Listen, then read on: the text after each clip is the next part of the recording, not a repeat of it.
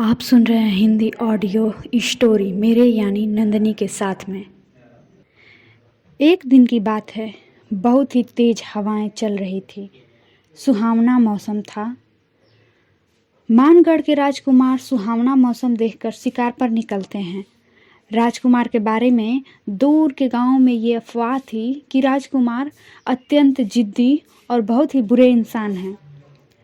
राजकुमार जब शिकार पर निकलते हैं तो जंगल में बहुत अंदर तक चले जाते हैं और अपने अन्य साथियों से अलग हो जाते हैं और अचानक से बहुत तेज बारिश होने लगती है। राजकुमार किसी तरह से जंगल से निकल जाते हैं, लेकिन अब बारिश और तेज हो रही थी, हवाएं भी तेज चल रही थी और जोर जोर से बिजली चमक रही थी। आश्रय की तलाश में राजकुमार आगे बढ़ते हैं तो उन्हें एक घास फूस की छोटी सी झोपड़ी दिखाई देती है, जिसमें से थोड़ा सा प्रकाश बाहर आ रहा था। राजकुमार तुरंत वहां जाते हैं और दरवाजा खटखटाते हैं। अंदर से आवाज आती है, हाँ आ रही हूँ। और फिर दरवाजा खुलता है। जैसे ही दरवाजा खुलता है, राजकुमार देखते हैं कि सामने एक अत्यंत सुंदर लड़की खड़ी है। लड़की इतनी सुंदर थी कि राजकुमार ने आज तक वैसी लड़की नहीं देखी थी। लड़की कहती है, क्या है और आप कौन हैं? तब राजकुमार कहता है, मैं एक व्यापारी हूँ और रास्ता भटक गया हूँ। क्या आज रात मुझे यहाँ आसरा मिल सकता है?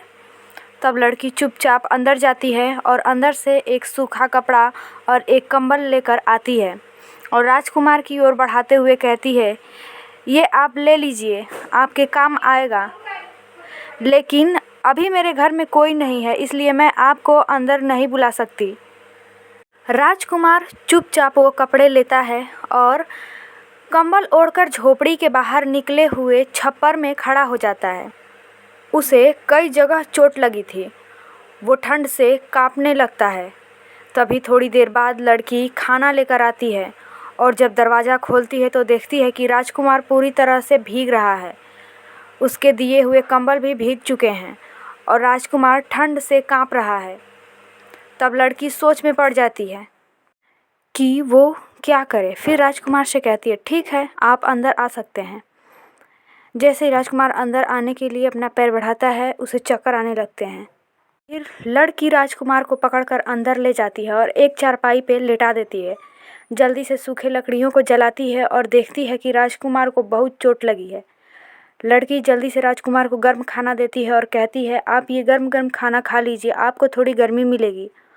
और लड़की जल्दी जल्दी राजकुमार के घाव पे जड़ी बूटी का लेप करने लग जाती है। राजकुमार को बहुत दर्द हो रहा था। राजकुमार को खाना खिलाने के बाद लड़की आग पे कपड़ा गर्म करके राजकुमार की सिकाई करने लगती है, क्योंकि राजकुमार का पूरा शरीर कांप रहा था। तब तक जड़ी बूटियों का काढ़ा भी तैयार हो गया था। लड़की जल्दी से उसे राजकुमार को पिला देती है। राजकुमार का शरीर बहुत कांप रहा था और दर्द से कराहते हुए राजकुमार बेहोश हो जाता है। लड़की कपड़े गर्म करके राजकुमार की लगातार सिकाई कर रही है। लड़की राजकुमार को होश में लाने का बहुत प्रयास करती है, लेकिन राजकुमार पर सब बेअसर था।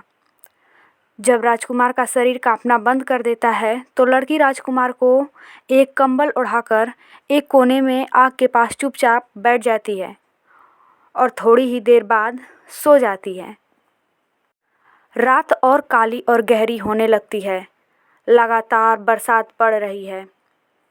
मध्य रात्रि का समय अचानक बहुत तेज बिजली चमकती है और राजकुमार को होश आ जाता है। राजकुमार अब पूरी तरह से ठीक है। राजकुमार उठता है तो देखता है कि लड़की वहाँ नहीं है। राजकुमार तुरंत चारपाई से खड़ा हो जाता है और तभी उसे किसी के कुछ बोलने की आवाज़ सुनाई देती है। जब राजकुमार लालटेन लेकर उस आवाज़ की दिशा में जाता है तो देखता है कि वही लड़की कोने में बैठी हुई है और सो गई है। ठंड से कांप रही है और उसके कांपने की आवाज़ें ही उसके मुंह से आ रही हैं। राजकुमार कंबल जो उसने ओढ़ रखे थे जल्दी से लड़की को उड़ा देता है, क्योंकि उसके घर में दूसरा कंबल नहीं था। एक कंबल तो पहले ही भीग चुका था जो लड़की ने पहले ओढ़ने को राजकुमार को दिया था। फिर राजकुमार छोटी सी खिड़की से बाहर झांककर मौसम की जानकारी लेने लगता है। राजकुमार के जूते की आवाज़ से लड़की की नींद टूट जाती है और लड़की राजकुमार से पूछती है, आप क्या कर रहे हैं? राजकुमार लड़की की तरफ घूमकर, कुछ नहीं, मौसम को देख रहा हूँ। फिर लड़की, आप ठीक है ना? राजकुमार, हाँ मैं ठीक हूँ। लड़की फिर कहती है, आपने ये कंबल मुझे क्यों दे दिया? अभी आप पूरी तरह से ठीक नहीं हुए हैं, आपको ठंड लग सकती है। फिर राजकुमार जाकर चारपाई पर बैठ जाता है और कहता है, नहीं मैं ठीक हूँ, आपकी दवाई जादुई थी और वैसे भी मैं तो व्यापारी हूँ, ऐसे मौसमों से तो हमारा सामना होता ही रहता है। फिर कंबल ओढ़े खड़ी लड़की थोड़ा मजाकिया अंदाज में बोलती है, हालत देखी थी अपनी? राजकुमार मुस्कुराकर अपने मन में कहते हैं, नहीं, क्योंकि मैं तो तुम्हें देख रहा था। तब लड़की, क्या सोच रहे हो? राजकुमार, नहीं कुछ नहीं, चारपाई के पायदान पर खिसकते हुए कहता है, बैठ जाओ। लड़की राजकुमार की बात को नज़रअंदाज करते हुए पूछती है, तुम किस चीज़ का व्यापार करते हो? राजकुमार को कुछ समझ नहीं आता। वो इधर उधर नज़र घुमाता है तो उसे जड़ी बूटियाँ दिखती हैं और फिर राजकुमार फटाक से कहता है, औषधियों का और मसालों का। राजकुमार फिर कहता है, बैठ जाओ। लड़की, नहीं मैं ठीक हूँ, तुम बैठो। राजकुमार फिर कहता है, आपको ठंड लग जाएगी, ऊपर बैठ जाइए। लड़की, नहीं मैं ठीक हूँ। फिर राजकुमार, ठीक है मैं उतर जाता हूँ, फिर तो तुम्हें कोई दिक्कत नहीं होगी। लड़की, नहीं मैं ठीक हूँ। फिर चारपाई पर एक तरफ बैठ जाती है। राजकुमार को हाथ रगड़ते हुए देखकर लड़की कहती है, तुम ये कंबल ले लो, तुम्हें ठंड लग रही है। फिर राजकुमार कहता है, क्यों, तुम्हें ठंड नहीं लग रही? लड़की कहती है, लग रही है, लेकिन कोई नहीं, मैं लकड़ी जला लूँगी। राजकुमार को कंबल देते हुए लड़की लकड़ी जलाती है और आग सेकने लगती है। राजकुमार लड़की को पुनः कंबल ओढ़ा देता है और आग सेकने लगता है और कहता है, मुझे इतनी भी ठंड नहीं लग रही। दोनों खूब बातें करते हैं, तब तक सुबह हो जाती है। राजकुमार अपनी कटार झोपड़ी में छुपा देता है और लड़की से बोलता है, अब मैं चलना चाहता हूँ। लड़की हल्की मुस्कान के साथ दरवाजे पर आती है और फिर राजकुमार उसे धन्यवाद कहकर चला जाता है। कुछ देर बाद लड़की का पिता शहर से औषधि बेचकर घर जाता है तो लड़की उसे सारी बात बताती है। उधर राजकुमार घर पहुंचता है, लेकिन उस लड़की की भोली सूरत और सादगी को भूल नहीं पाता है। उधर जब लड़की खाना बनाने जाती है तो देखती है कि लकड़ियों के नीचे कुछ चमक रहा है। जब उसे बाहर निकालती है तो देखती है कि ये तो कोई कटार है। लड़की वो कटार अपने पिता को दिखाती है। उसे देखकर लड़की का पिता चौंक जाता है, क्योंकि उस पे राजसी चिन्ह बना हुआ था। बूढ़े को समझते देर नहीं लगती कि वो कोई व्यापारी नहीं बल्कि राजकुमार था। बूढ़ा कहता है, कोई नहीं बेटा, ये तुम मुझे दे दो, मैं जब शहर जाऊंगा तो वहाँ अगर वो मिलेगा तो मैं उसे दे दूंगा। लड़की कहती है, आप पहचानेंगे कैसे? बूढ़ा कहता है, वो मैं देख लूँगा, अब तुम जाओ। लड़की अपने काम में लग जाती है। बूढ़ा जब वो कटार अपने व्यापारी दोस्त को दिखाता है तो उसका दोस्त कहता है, ये तो वही राजकुमार लग रहा है जो एक बदतमीज, जिद्दी और बहुत ही बुरा राजकुमार है। तीसरे दिन जब लड़की घर में खाना बना रही होती है और बूढ़ा बाहर औषधियाँ कूट रहा होता है, तभी वो देखता है कि एक आदमी जो कि वही राजकुमार है उसकी तरफ आ रहा है। आते ही बूढ़े को प्रणाम करता है और कहता है, जी वो आपकी बेटी कहाँ है? बूढ़ा पूछता है, तुम कौन हो और मेरी बेटी को कैसे जानते हो? क्योंकि इस पूरे जंगल में मेरा ही अकेले सिर्फ घर है। राजकुमार, मैं एक व्यापारी हूँ, एक दिन मैंने आपके घर आसरा लिया था, उस दिन मेरी कटार यहीं छूट गई। बूढ़ा तुरंत समझ गया कि सामने खड़ा व्यक्ति कौन है। बूढ़ा तुरंत कहता है, आप यहीं रुकिए, मैं अभी आया। राजकुमार उस लड़की को ढूंढने का प्रयास करता है। तभी बूढ़ा कटार लेकर वापस आता है और राजकुमार का हाथ पकड़कर जंगल के अंदर चला जाता है। राजकुमार बूढ़े से कहते हैं, आप ये क्या कर रहे हैं और मुझे कहाँ ले जा रहे हैं? बूढ़ा: मैं सब जानता हूँ। आप कौन हैं? आप मेरी बेटी को बेवकूफ़ बना सकते हैं, मुझे नहीं। मैं ये भी जानता हूँ कि आप यहाँ क्यों आए हैं। राजकुमार बूढ़े से कहते हैं: आप ये क्या कह रहे हैं? बूढ़ा: राजकुमार और नहीं, मैं सब जानता हूँ आपके बारे में। ये लीजिए आपकी कटार, और आज के बाद यहाँ कभी मत आइएगा, मैं आपसे अनुरोध करता हूँ। और फिर बूढ़ा वापस अपने घर आ जाता है और बड़बड़ाता है कि इस दुष्ट की कुदृष्टि भी मैं अपनी बेटी पर नहीं पड़ने दूंगा। उधर राजकुमार जिस उद्देश्य से यहाँ आया था उस पर पानी पड़ गया था। राजकुमार को कुछ समझ नहीं आ रहा था कि उसके साथ ऐसा व्यवहार क्यों। मन में यह सोचते हुए अपने घर को जाता है और निश्चय करता है कि वो यहाँ कभी नहीं आएगा।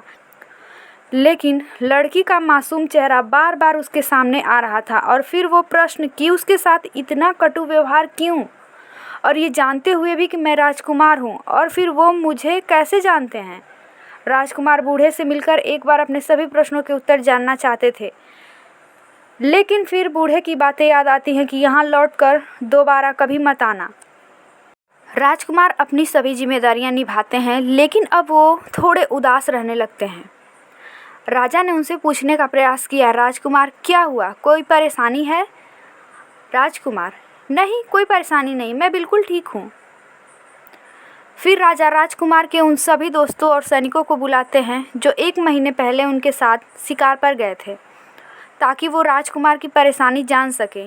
लेकिन यहाँ तो किसी को कुछ पता ही नहीं था। फिर राजकुमार के एक दोस्त राजा से अकेले में मिलने आते हैं और सारी बात राजा को बताते हैं। उस दिन की बात जिस दिन राजकुमार अपना खंजर लेने गए थे। फिर राजा रानी उस बूढ़े वैद्य के घर राजकुमार का रिश्ता भेजते हैं। यहाँ जब ये रिश्ते की बात बूढ़ा सुनता है तो रिश्ता फेर देता है और कहता है: मैं उस दुष्ट से कभी अपने बेटी की शादी नहीं करूँगा। मुझे पहले से ही पता था कि यही होने वाला है। उस बेअकल राजकुमार में अक्ल कहाँ, जो एक बार समझाने में समझ में आ जाए। ऐसा बूढ़ा अपने मन में कहता है। राजा से कहता है कि हमारी और आपकी बराबरी नहीं है, और शादी हमेशा बराबरी वालों से होती है। इसीलिए मैं चाहता हूँ कि आप अपने राजकुमार के लिए किसी राजकुमारी के घर जाएं। राजा को थोड़ा बुरा लगता है, लेकिन राजा भी बहुत नेक दिल इंसान थे। वो वापस अपने घर आ जाते हैं। उधर बूढ़ा अपनी बेटी को सारी बात बता देता है कि वो क्यों उसकी शादी राजकुमार से नहीं करना चाहता। लड़की को ये बात सुनकर थोड़ा बुरा लगता है कि राजकुमार ने उससे अपनी पहचान छुपाई, लेकिन उसे अपने पिता की कही अन्य बातों पर यकीन नहीं होता, क्योंकि लड़की ने राजकुमार की इंसानियत और नेक दिली को उस रात देखा था। जब लड़की बूढ़े से पूछती है: पिताजी, आपको कैसे पता कि राजकुमार इतना क्रूर और बुरा इंसान है? क्या आप उसे पहले से जानते हैं? तब बूढ़ा कहता है: नहीं, लेकिन जहाँ मैं औषधियों को बेचता हूँ वो एक बहुत बड़े व्यापारी हैं और मेरे दोस्त भी हैं। तो जो तुमने मुझे कटार दी थी मैंने उन्हें दिखाई, और उन्होंने ही मुझे बताया कि उस राजकुमार के बारे में। लड़की को विश्वास नहीं होता और वो कहती है: लेकिन पिताजी, ये झूठ भी तो हो सकता है। बूढ़े को भी राजकुमार के शिष्टाचार और उनके व्यवहार और अपने दोस्त के द्वारा राजकुमार के लिए कही हुई बात, दोनों में गहरा अंतर समझ में आता है। पिताजी, मैं एक बार राजकुमार के राज्य में जाना चाहती हूँ, लड़की कहती है। बूढ़ा अपनी बेटी को नगर में जाने के लिए अनुमति दे देता है। लड़की राजकुमार के नगर में पहुंचती है जब, तो उसे प्यास लगी होती है। पास में एक कुएं पर ढेर सारी औरतों को पानी भरता देख लड़की वहां जाती है और पानी मांगती है। औरतें मान जाती हैं। तभी लड़की कहती है: हम आम लोगों को कितना मेहनत करना पड़ता है, और कहाँ राजकुमार, बस खाना और सोना, और कुछ समय बच जाए तो लोगों से बदतमीजी करना। इतना सुनते ही औरतें बोल उठती हैं: ऐ लड़की, पागल हो क्या? कहाँ से आई हो जो हमारे राजकुमार के बारे में ऐसा बोल रही हो? हमारे राजकुमार बहुत ही नेक दिल और अच्छे इंसान हैं। वो हमेशा हमारी मदद करते हैं, तभी तो यहाँ इतनी खुशहाली है। और सभी औरतें गुस्सा होकर लड़की को पानी भी नहीं पिलाती। अब लड़की को ये समझ आ गया था कि जो राजकुमार के लिए सारी बातें हैं वो गलत हैं। लेकिन ये भ्रम फैला कौन रहा है, इसे भी जानना आवश्यक था। इधर जब राजकुमार को ये बात पता चलती है कि महाराज ने उनका रिश्ता वैद्य के घर भेजा था, तो उन्हें बहुत गुस्सा आता है और वो अपने पिता से कहते हैं, जाने से पहले एक बार बता तो देते। राजकुमार अपने मन में सोचते हैं कि वो वैद्य क्या सोच रहा होगा अपने मन में, कि मैं कितना बदतमीज़ हूँ, कहने के बावजूद भी उनके घर रिश्ता भिजवाया हूँ। पहले ही वैद्य को न जाने मुझसे किस बात की चिढ़ है, अब तो और बढ़ गया होगा। यदि वो कभी मिल जाए तो मैं उससे माफ़ी अवश्य मांगूंगा। ये सोचते हुए अपने रूम में चले जाते हैं। इधर लड़की गलतफहमी को दूर करने के लिए राजकुमार से मिलना चाहती है। वो महल में खबर भेजवाती है। राजकुमार को खबर मिलती है कि एक लड़की पीछे के बाग में आपसे मिलना चाहती है। कोई विदेशी लगती है। राजकुमार सोचते हैं कि कौन है लड़की और मुझसे क्यों मिलना चाहती है। ये सोचते सोचते बाग में पहुंचते हैं तो देखते हैं कि ये तो वही वैद्य की लड़की है। राजकुमार उसे एक बार फिर अपने सामने देखकर बहुत खुश हो जाते हैं और पूछते हैं, तुम यहाँ क्यों, कब? तभी राजकुमार के सवालों को रोकते हुए लड़की, आपके सवाल पूरे हो गए हों तो हम अंदर चलें? राजकुमार हंसते हुए, हाँ हाँ चलो। फिर राजकुमार सवाल पूछना शुरू ही करते हैं कि लड़की, कृपा कर जल्दी से एक गिलास पानी देने का कष्ट करेंगे? राजकुमार फिर कहते हैं, हाँ माफ़ करिएगा, मैं भूल गया। फिर राजकुमार पानी मंगाते हैं। पानी पीने के बाद लड़की राजकुमार को सारी बात बताती है और अपने पिता द्वारा किए गए अभद्र व्यवहार के लिए माफ़ी भी मांगती है। राजकुमार को ये समझते देर नहीं लगती कि पड़ोस के राज्य का सबसे बड़ा व्यापारी जो वैद्य का दोस्त है वो कोई और नहीं बल्कि राजकुमार की दोस्त मस्तानी के पिता हैं। मस्तानी जो राजकुमार से विवाह करना चाहती है और राजकुमार उन्हें मना कर देते हैं।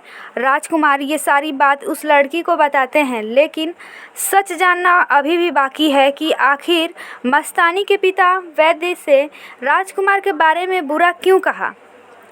राजकुमार मस्तानी को पत्र भेजकर बुलावा भेजते हैं।